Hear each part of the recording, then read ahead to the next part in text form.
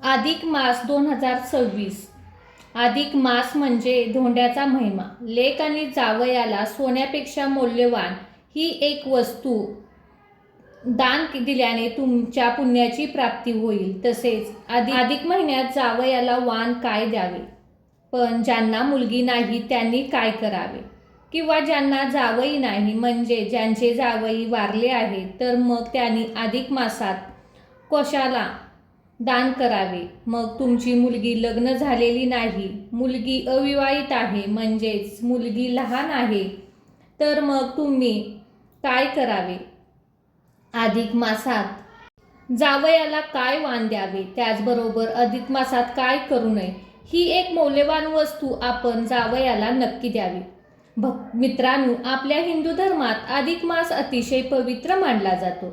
नवीन लग्न झालेल्या जोडप्यांसाठी हा महिना सर्वाधिक खास. सर्वात महत्त्वाचे म्हणजे हा महिना म्हणजे लेक व जावयाचे लाड करण्याचा महिना असतो. म्हणून जाणून घेऊया की अधिक महिन्यात जावयासाठी इतका खास का असतो. मित्रांनो, आपल्या हिंदू धर्मामध्ये पूर्वीच्या काळापासून अधिक मासामध्ये जावयाला सोन्याच्या किंवा चांदीच्या वस्तू दान देण्याची पद्धत आहे. पण आता सध्या सोन्या चांदीचे भाव गगनाला भिडले आहेत. त्यामुळे सर्वांना सोने किंवा चांदी घेणे शक्य होत नाही, कारण काहींची आर्थिक परिस्थिती अतिशय नाजूक असते. त्यामुळे त्यांना सोने चांदीच्या वस्तू घेणे शक्य होत नाही. तर सोने चांदी जरी तुम्ही घेऊ शकत नसला तरी जावयाला सोन्यापेक्षा मौल्यवान ही एक वस्तू अधिक मासामध्ये आवर्जून नक्की द्या. तर अधिक मासामध्ये जावयाला वाण देण्यासाठी सोने चांदी तुम्ही घेऊ शकत नसाल तर सोन्यापेक्षा मौल्यवान अशा काही वस्तू मी तुम्हाला आजच्या या व्हिडिओमध्ये सांगणार आहे. त्यामुळे व्हिडिओ शेवटपर्यंत नक्की बघा, कोठेही स्किप करू नका. मराठी नववर्षाची सुरुवात झालेली आहे. तर यंदा 2026 अतिशय पवित्र अधिक मास म्हणजेच धोंड्याचा महिना म्हणून ओळखला जाणारा हा महिना आहे. हा महिना भगवान विष्णूंना समर्पित असून ह्या महिन्यात अतिशय पवित्र आणि अत्यंत शुभ मानला जातो. या अधिक मासात धोंड्याचा महिमा मलमास किंवा पुरुषोत्तम मास असे देखील म्हणतात. तर यंदा 2026 मध्ये अधिक महिना आलेला आहे. तर धोंड्याचा महिना हा 3 वर्षातून एकदा येतो आणि या अधिक मास महिना अतिशय शुभ आहे. हा भगवान विष्णूंना समर्पित आहे. तर इतर देवताकडून आशीर्वाद प्राप्त करून घेण्यासाठी आणि धार्मिक विधी देखील या महिन्यामध्ये केले जातात. अधिक मासाची उत्पत्ती प्राचीन काळापासून झालेली आहे आणि जेव्हा अधिक मास म्हणजे धोंड्याचा महिना ज्या वर्षी येतो त्या वर्षी 12 महिने नसून 13 महिन्याचं वर्ष होतं. हे पूर्ण होताच यंदा 2026 मध्ये अधिक मास हा कधी सुरू होणार आहे. तर अधिक मासामध्ये लेक जावयाला आवर्जून ह्या वस्तू तर द्या. कोणतीही वस्तू आपल्याला या अधिक मासामध्ये जावयाला द्यायची हे सविस्तर आजच्या व्हिडिओमध्ये जाणून घेण्यासाठी व्हिडिओ शेवटपर्यंत बघा. 2026 मध्ये अधिक मास महिना हा 17 मे 2026 या दिवसापासून सुरू होणार आहे आणि समाप्ती 15 जून 2026 या दिवशी होणार आहे. अधिक मास धोंड्याचा महिना हा दरवर्षी येत नाही तर 3 वर्षातून एकदा येतो. म्हणून त्याला अधिक मास किंवा धोंड्याचा महिना म्हटले जाते. आपल्या हिंदू कॅलेंडरमध्ये एक चंद्र एक सौर अशा 2 पद्धतीने चालते. चंद्र वर्ष हे 353 दिवसाचे असते आणि सौर वर्ष हे 365 दिवसाचे असते. या 2 वर्षामध्ये सुमारे 11 दिवसाचा फरक पडतो आणि हा 11 दिवसाचा फरक भरून काढण्यासाठी प्रत्येक 3 वर्षांनी अधिक महिना हा जोडला जातो. म्हणून याला अधिक मास किंवा धोंड्याचा महिना म्हटलं जातं. हिंदू धर्मशास्त्रानुसार अधिक महिन्याला कोणताही स्वामी नसल्याने भगवान श्रीहरी विष्णू या महिन्यामध्ये स्वतःचे नाव देऊन पुरुषोत्तम केले आहे. त्याचे महत्त्व देखील दुपटीने वाढले आहे. हा धोंड्याचा म्हणजेच दगडपूर्वी या महिन्यात कोणतेही शुभकार्य किंवा धार्मिक विधी आहे तर ते केले जात नव्हते. त्यामुळे हा महिना धोंड्यासारखा निरुपयोगी मानला जातो होता. या महिन्यात फक्त लेक आणि जावयाचा मानपान केला जातो. या महिन्यात आपल्या जावयाला सोन्यापेक्षा मौल्यवान ही एक वस्तू आवर्जून नक्की द्या.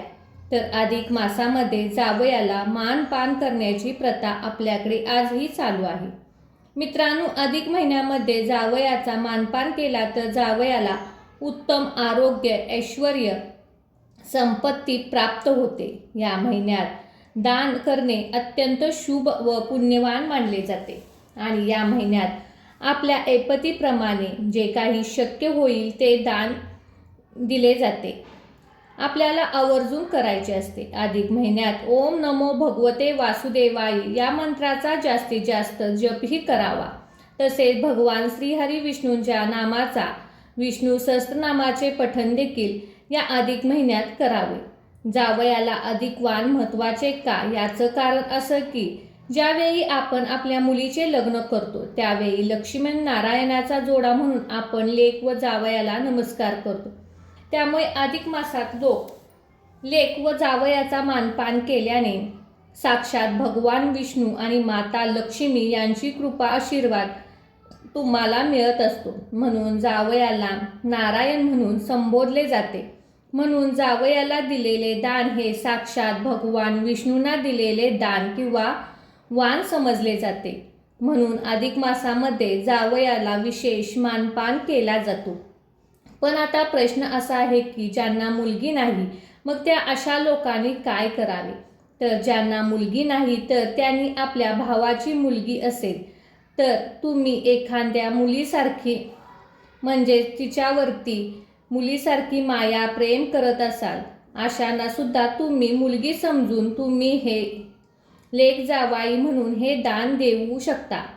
शुभ फळ मिळू शकतं किंवा हे पुण्याचं काम तुम्ही अधिक मासात करू शकता. किंवा मग तुम्ही तुमच्या नंदेला सुद्धा मुलगी मानून तिच्या मिस्टरांना जावई म्हणून हे वाण देऊ शकता. पण ज्यांना जावईच नाही तर त्यांचे जावई वारले आहेत मग त्यांनी काय करावे हा देखील प्रश्न बऱ्याच जणांना पडतो. तर तुमचे काही कारणाने जर जावई वारले असतील तर तुम्ही तुमच्या लेकीला तुमच्या नातवंडांना बोलवून देखील मानपान करू शकता.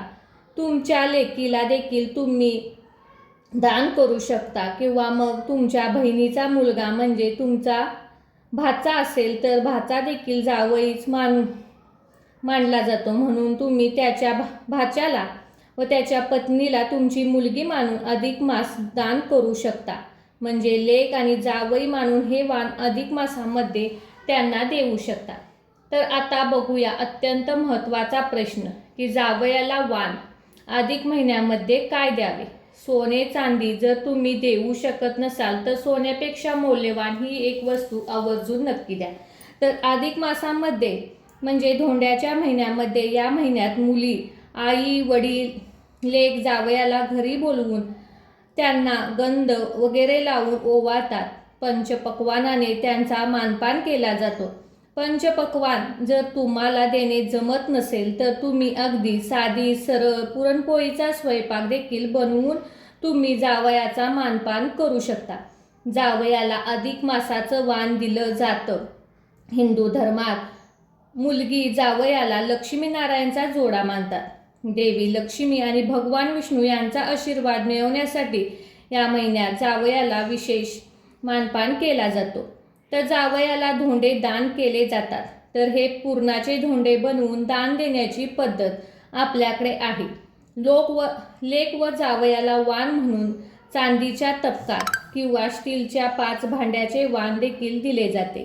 जावयाला तुपात तळलेली 33 अनारसे देतात.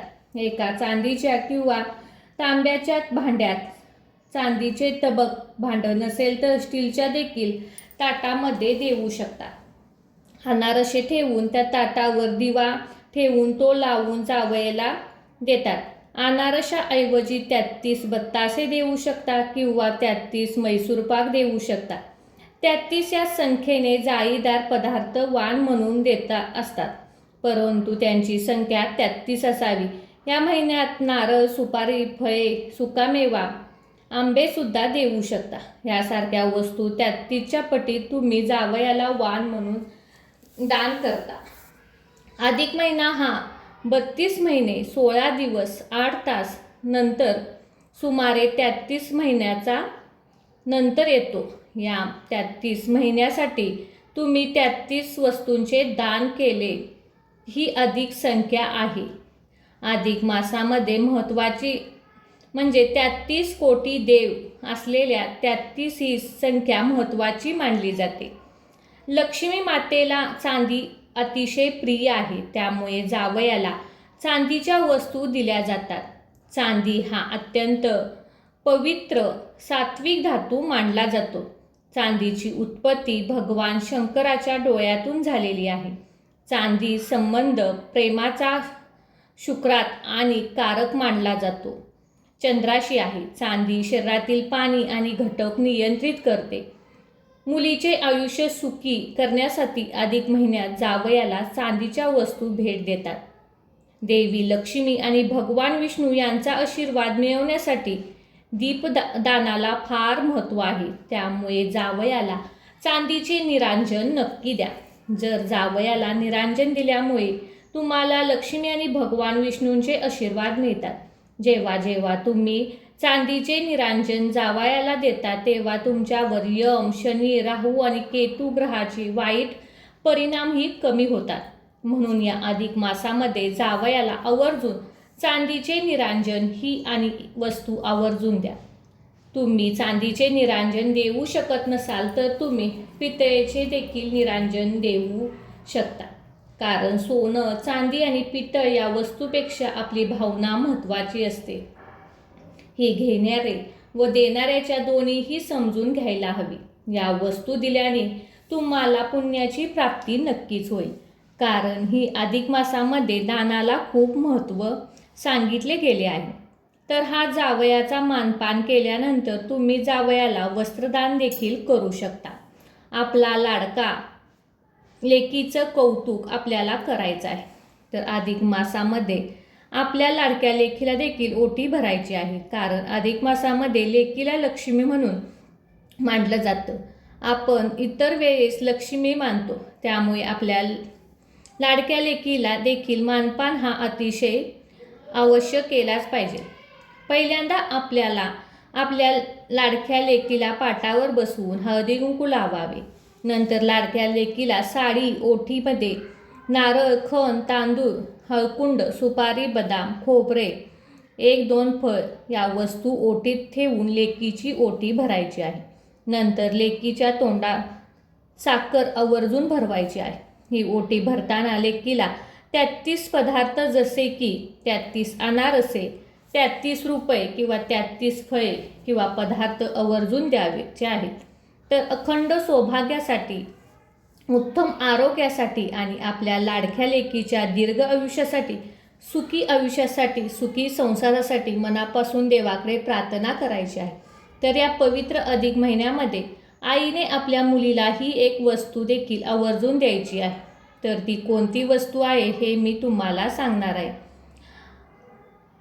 अधिक महिन्यामध्ये आपल्या मुलीला जोडव्यामध्ये भर टाकावी. मुलीला नवीन चांदीची जोडवी बनवून किंवा घेऊन द्यावी. पण जर तुम्हाला जर शक्य नसेल तर नक्कीच आईकडून जोडवी करून घ्यावी. म्हणजे आईने स्वखुशीने दिले तर, परंतु आईला शक्य नसेल तर तुम्ही स्वतः देखील जोडवी केली तरी चालतील. अधिक महिन्यात